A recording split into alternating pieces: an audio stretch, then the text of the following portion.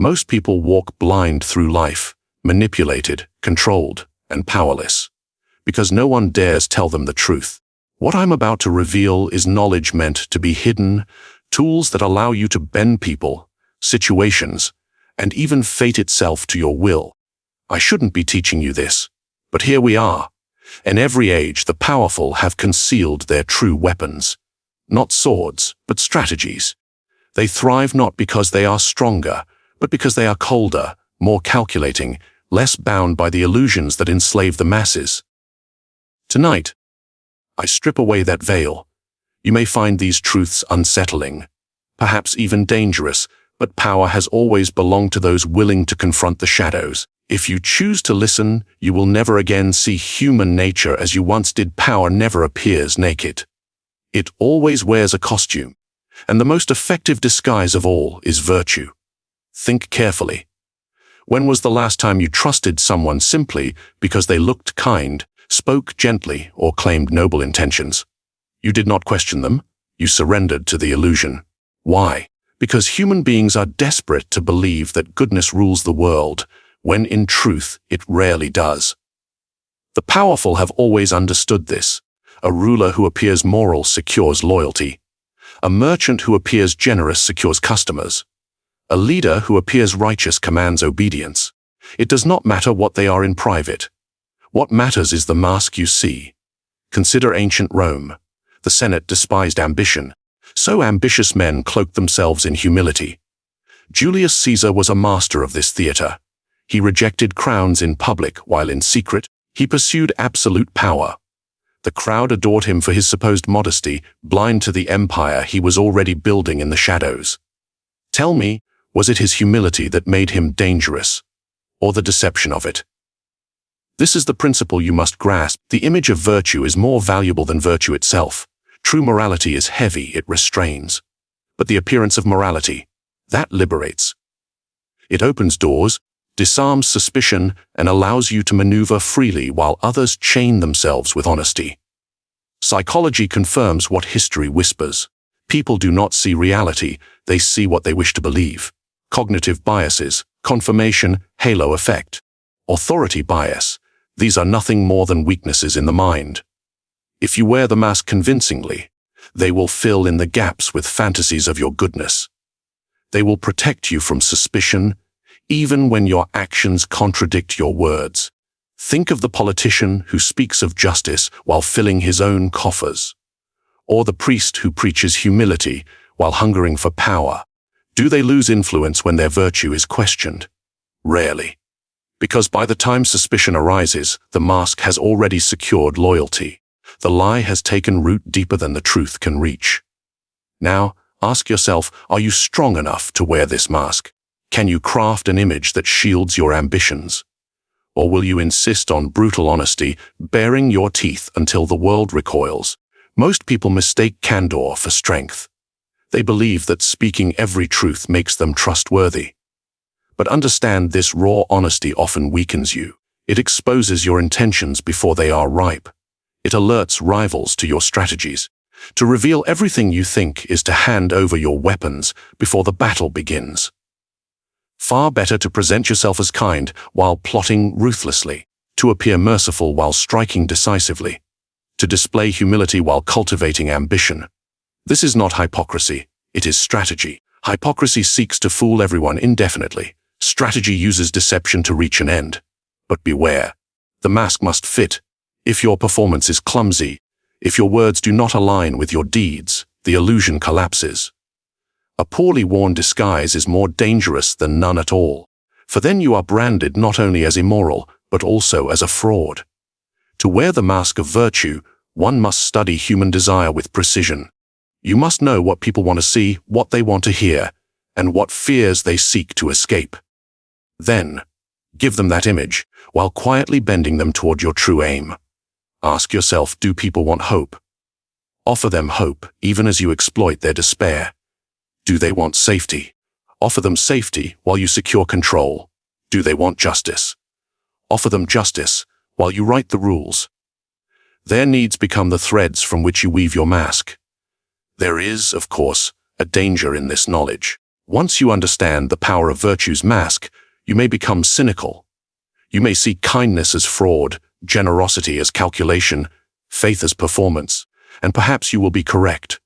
Yet do not let this realization paralyze you. Use it instead as a weapon, for those who believe in virtue blindly are easily led, and those who wield its appearance consciously rule.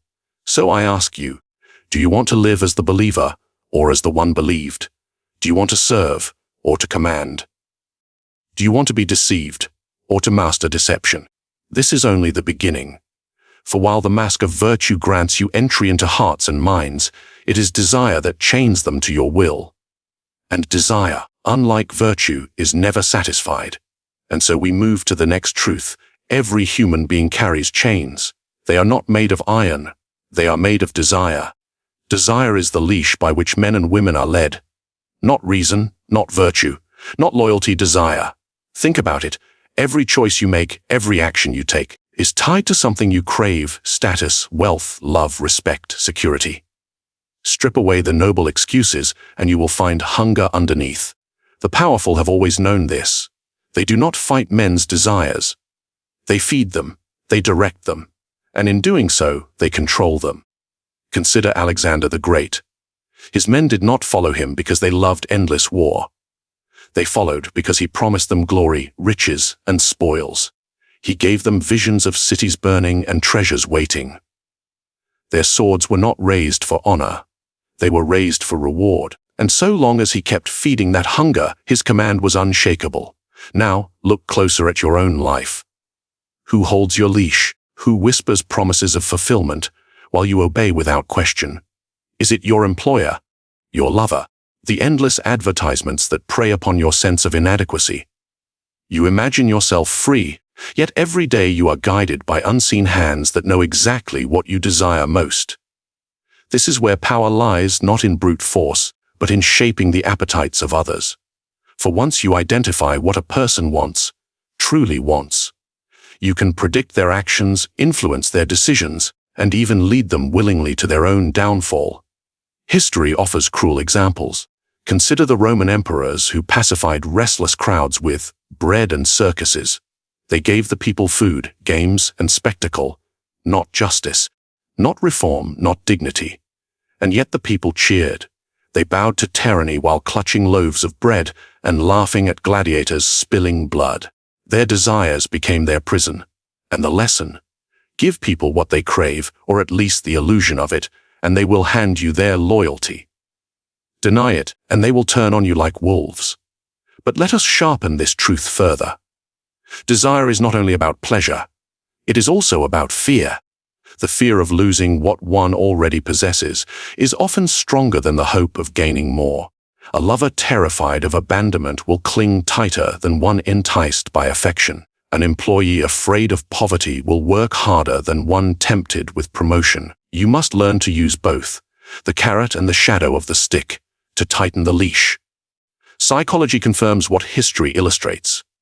Loss aversion, scarcity bias, dopamine cycles, these are the mechanics of desire. People crave what is rare, they crave what is withheld. They crave what they are told they cannot have. Have you noticed how indifference often provokes more pursuit than attention? It is because desire feeds on absence. Give too much and the leash slackens. Withhold and the chain pulls taut.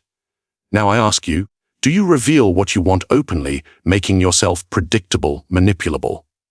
Or do you hide your hunger, watching silently while others reveal theirs? The answer separates the master from the servant. The one who parades his desires becomes prey. The one who studies others' desires becomes predator. Think of the seducer. The successful one never chases openly.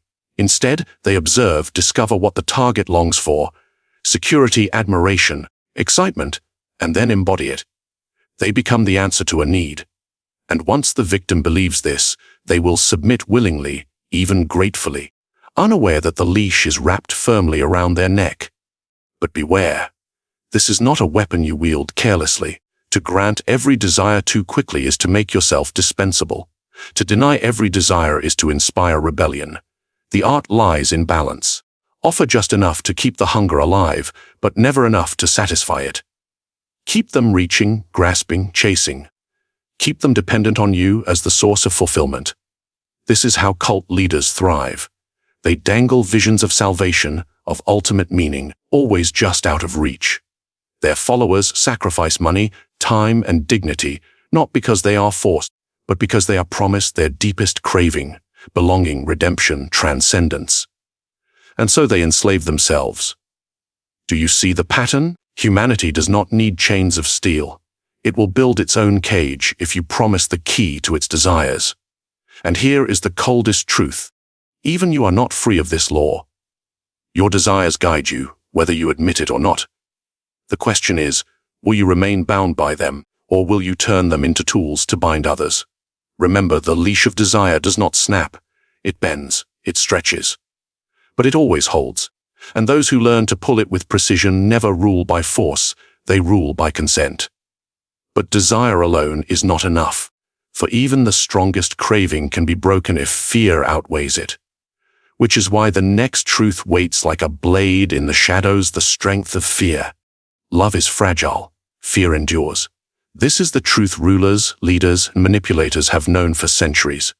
People may adore you today, but affection is fickle. It fades with boredom, with disappointment, with time. Fear, on the other hand, carves itself into the mind. It lingers. It commands obedience long after love has cooled. Consider history's stage. Many kings were loved, yet their reigns collapsed when the wind shifted. But those who instilled fear, subtle or brutal, held their thrones until death pried it from them. Which would you rather trust, the fleeting warmth of admiration or the cold steel of dread? Let us speak plainly. You are not here to be adored. You are here to command, to control, to rule over situations, relationships, and outcomes. Love may win hearts. But fear secures loyalty when hearts grow restless. Look at the fate of the Roman Emperor Commodus. He wanted love. He sought admiration as a gladiator, as a showman, as a godlike figure adored by the masses. And for a time they cheered. Yet when his weaknesses became clear, their affection vanished, and daggers ended his reign. Contrast this with Tiberius, who withdrew into shadows, ruling through suspicion, secrecy, and calculated terror. He was not loved, he was feared, and none dared challenge him until he was already gone. The lesson: love without fear is brittle. Fear without love is durable. But combine them wisely, and you build power that lasts. Now you may recoil. You may say, I do not want to be feared. I want respect. I want admiration. But tell me, what is respect if not fear in elegant disguise? What is obedience, if not the quiet knowledge that consequences await rebellion? Strip away the polite language, and you will see that even in families, in workplaces, in nations, fear is the foundation beneath the softer veneers. Psychology proves what rulers practiced. Humans are risk-averse. The threat of pain, loss, or punishment weighs heavier in the mind than the promise of pleasure. This is why gamblers chase losses, why soldiers endure, why employees obey deadlines not for reward but to avoid reprimand. Pain imprints itself deeper than joy. Fear burns brighter than affection. Think of your own life. Whose authority do you obey more strictly, the leader you admire or the one you dread to disappoint? Which teacher pushed you harder? The one who was kind, or the one whose sharp words lingered in your stomach long after class? Affection charms, but fear compels. Now, understand, fear does not always mean cruelty. The skilled manipulator need not shout, strike, or punish openly. Fear can be woven silently. The fear of losing access to you, the fear of losing your approval, the fear of uncertainty. Silence itself can breed unease more potent than 1,000 threats. A withheld word, an unanswered message, a subtle withdrawal. These create tension, and tension births obedience. Even the lover uses fear. A subtle pause before responding, a hint of distance. The implication that affection could vanish. This keeps desire alive and compliance intact. Do you see? Fear is not always blood and chains. It is absence. It is possibility. It is the shadow that shapes behavior, even when no hand touches the leash. But beware excess. Terror without purpose breeds rebellion. A tyrant who crushes too hard awakens fury. The art lies in balance. Let them love you enough to hope, but fear you enough to obey. Give them light, but cast shadows. Offer comfort, but remind them of the storm. You must be both the fire that warms and the fire that burns. History warns us again. The French Revolution destroyed kings not because they were hated, but because they relied on the people's love and failed to instill enough fear to hold it. Meanwhile, rulers like Ivan the Terrible and Stalin endured through sheer dread, their names carved into memory long after their bodies rotted. Which legacy holds greater weight? So ask yourself now, do you want to be remembered as the adored or the obeyed? The beloved or the unchallenged? Which path promises power that survives betrayal? Understand this. Love invites betrayal because it assumes reciprocity. Fear prevents betrayal because it anticipates punishment. And in the cold calculations of power, prevention is worth far more than sentiment. You may not like this truth, but you cannot deny it. Fear is the stronger bond. Fear is the deeper leash. Fear outlasts love, yet fear alone is not enough. For obedience built on dread must be disguised, or it corrodes from within. The key is to bind your subjects, your allies, your lovers with the illusion of choice, while ensuring every path leads to your victory. Men love freedom, or so they believe. In truth, freedom terrifies them. Too much choice paralyzes. Too much responsibility crushes. What people really want is not freedom itself, but the feeling of freedom, while someone else quietly arranges the path. This is why the illusion of choice is one of the greatest weapons of power. Think of a shepherd. He does not drag his sheep by force to every pasture. Instead, he builds fences, opens one gate, and lets them walk through willingly. The sheep imagine they chose the path, when in fact every step was predetermined. Humans are no different. History is filled with masters of this art. Consider the Roman Republic. Senators would stage elaborate debates, offering citizens multiple options. Yet the outcome was already decided before the arguments began. The people cheered the process, convinced they had a voice. They did not see that the choices given were carefully constructed illusions. Multiple doors leading to the same chamber. Modern politics is no different. Do you vote? Of course you do. But tell me, does your vote truly change the system, or only validate it? You are given the choice between two parties, two candidates, two flavors of the same wine. You feel powerful for choosing, yet the true power rests in those who decided which options would even reach your ballot. The trick is simple. Control the menu, and you control the meal. Offer people 2 or 3 paths, and they rarely ask who paved them. They become so absorbed in the act of deciding, they forget to question the architect of the decision itself. Psychology proves this manipulation works. Experiments show that when people are given limited options, they feel satisfied, even proud, with their decision. But overwhelm them with too many, and anxiety takes hold. Power lies in restricting choice, not expanding it. The ruler, the leader, the manipulator, he does not take freedom away. He narrows it, guiding minds into a corridor so cleverly designed they mistake it for open space. Ask yourself, when have you been tricked by this illusion? Was it at the store, choosing between brands owned by the same corporation? Was it in relationships, when someone offered you options that all secretly served their agenda? Or perhaps it was in your career, where every promotion, every path upward, still led to the same cage. The skilled strategist understands that people rebel when forced, but submit when choosing. They must feel agency, even when none exists. A child forced to eat grows resentful. A child given the choice between 2 vegetables proudly selects one. The outcome is the same. The plate is eaten, but the emotion is transformed. Consider religion. Many faiths thrive not because they offer freedom, because they present salvation as a choice. Believe or perish. Worship or burn. Heaven or hell. The choice appears monumental, yet it is false. For only one option leads to life. Billions obey, believing they decided, when the structure was rigged from the beginning. The same principle governs markets. Advertisers rarely sell a single product. They sell comparisons. Do you want the basic package or the premium? Few stop to ask whether they need either.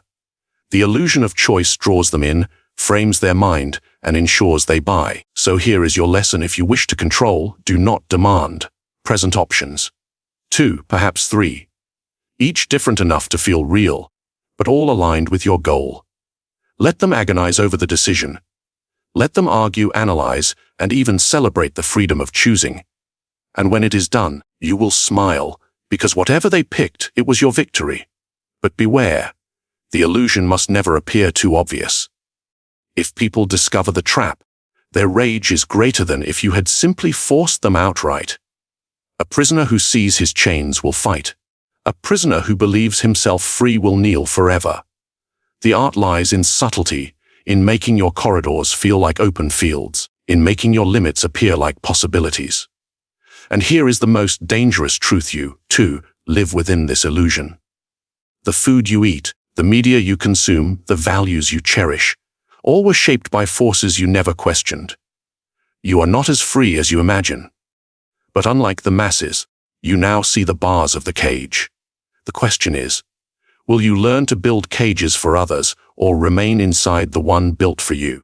The illusion of choice bends people without breaking them. But sometimes bending is not enough.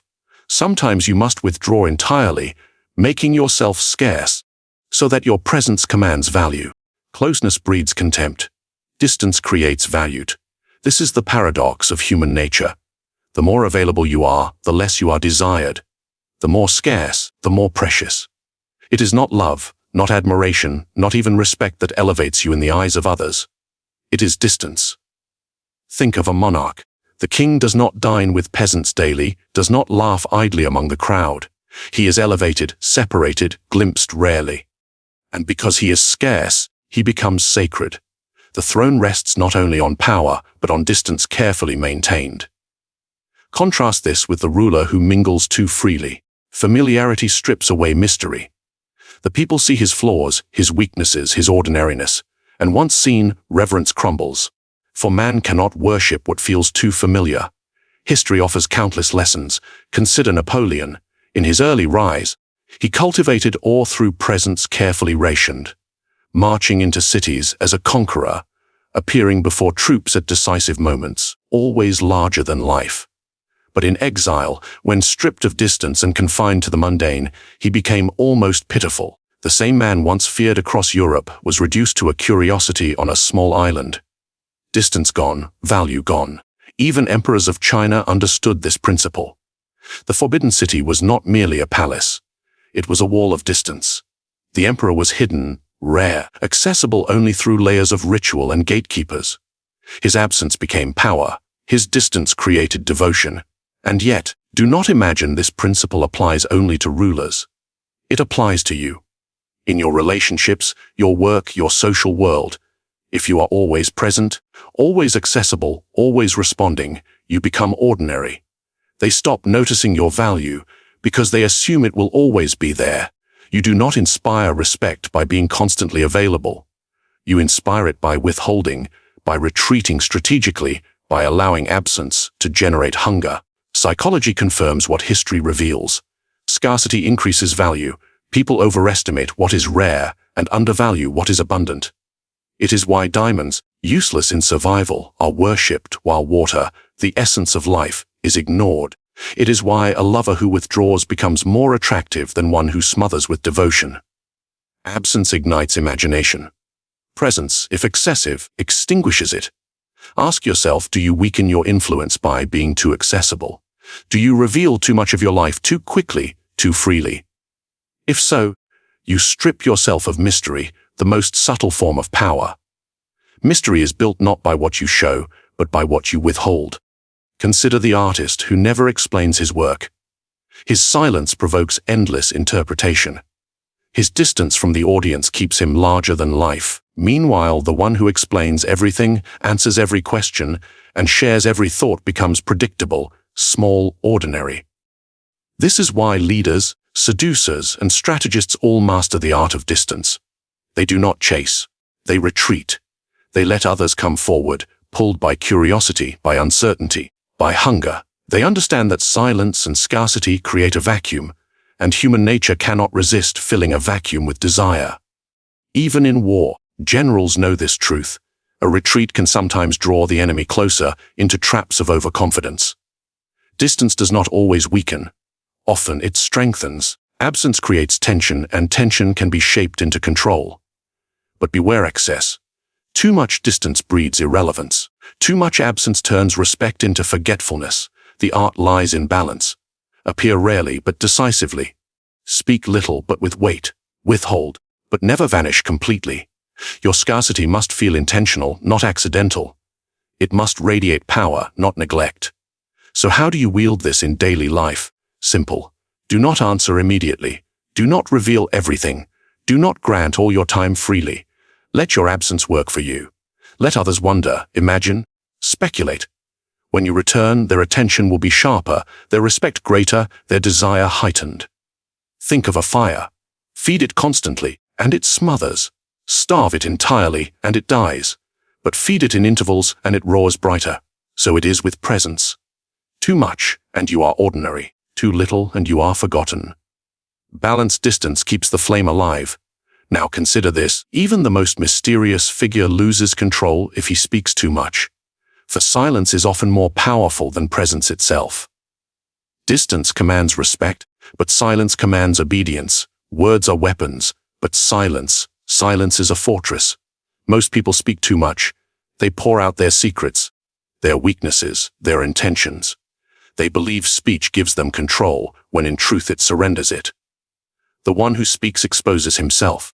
The one who stays silent forces others to reveal themselves. Consider the courtroom. The guilty man babbles, hoping to justify his actions. The innocent speaks only when needed, letting the weight of silence unsettle his accusers. Which seems stronger to you? The one filling the air with excuses, or the one who refuses to explain? Silence unsettles. It creates a vacuum. And nature abhors a vacuum. When you say nothing, others scramble to fill the emptiness. With guesses, with fears, with confessions. You control the room not by speaking, but by withholding. History proves this again and again. Think of the great generals. Hannibal, who terrified Rome not only by his victories, but by the mystery of his next move. His silence on strategy drove his enemies into paranoia. Or the Medici bankers, who never revealed the true extent of their wealth, letting rumors magnify their influence far beyond reality. Their silence was louder than any boast. Even kings understood this. A ruler who speaks too freely becomes common. A ruler who measures his words creates reverence. One sentence from his mouth carries the weight of law, precisely because he does not squander his voice on trivialities. And in your life, the same principle applies. Speak less than you know. Withhold opinions. Do not explain yourself unless it serves a purpose. The less you reveal, the more others imagine, and what they imagine will often be far greater and more intimidating than the truth. Psychology confirms this. The silent treatment, in relationships, though cruel, is powerful because it leaves the mind of the victim in torment. Silence forces them to construct stories, to question themselves, to beg for resolution. You control them without lifting a finger. Think about negotiation. Who holds power, the one who talks endlessly or the one who waits? Every pause, every silence builds pressure. The other side rushes to fill the gap, often revealing their true desires, their weaknesses, their desperation. Silence draws the truth out like a blade draws blood. But silence is not merely absence of words. It is a presence of mystery. The fewer explanations you give, the more unpredictable you appear, and unpredictability is a shield. If people cannot read you, they cannot anticipate you. If they cannot anticipate you, they cannot control you. Ask yourself, do you speak because you must, or because you are afraid of silence? Most cannot bear it. They fear the awkward pause. They fear the judgment of others, and so they chatter nervously, exposing themselves in the process. Do not be like them. Embrace silence. Use it as a mirror, forcing others to confront their own thoughts. Even in seduction, silence wields power. The lover who withdraws, who withholds words, who lets silence linger. Desire grows in the gaps. Too many words kill mystery. Too much explanation kills allure. The strongest attraction often comes not from what is said, but from what is withheld. But beware. Silence without intent can make you invisible. The goal is not to vanish, but to control the rhythm of words and absence. To speak rarely, but with impact. To be like thunder after long stillness. When you finally break silence, your words crash with authority. Think of the meeting where everyone speaks, but one figure sits quietly watching. When he finally speaks, all heads turn. Not because his voice is louder, but because his silence made them wait. Waiting gives weight. Silence gives gravity. And yet silence can also terrify. A silent enemy is more frightening than one who threatens loudly. A silent leader is more unsettling than one who justifies himself. Why? Because silence leaves room for imagination, and imagination is crueler than reality. People will always invent punishments harsher than the truth. So the lesson is clear. Master silence, and you master tension. Let others waste themselves in words while you conserve strength. Let them underestimate you while you watch in stillness. Then, when the moment comes, break silence like a blade through armor. But silence is not the end of power. It is only the shadow that conceals something greater, for silence prepares the stage for decisive action, an action that, once taken, cannot be undone. And so we move forward to the art of striking when the world least expects it. Power thrives in shadows. Control is not taken, it is cultivated. The unaware obey because they believe themselves free. You now see what others cannot. You see the mask of virtue, the leash of desire, the strength of fear, the illusion of choice, the power of distance, the shadow of silence. Do you wield this knowledge, or let it fade like light at dusk? Will you observe and wait, or act with precision? Every interaction, every word, every gesture can bend the will of others. If you understand the rules, do not seek admiration, it is fleeting. Do not seek love, it is fragile. Seek influence, seek mastery, seek results unseen, achieved without resistance. Now, I leave you with a choice. Will you comment your thoughts, your discoveries, your experiences of subtle control? Will you subscribe to sharpen your mind with more Machiavellian strategies? Will you share this knowledge with those who still walk blind, or will you let it remain your secret advantage? Remember, power belongs to those who act while others only watch. The question is, what will you do next?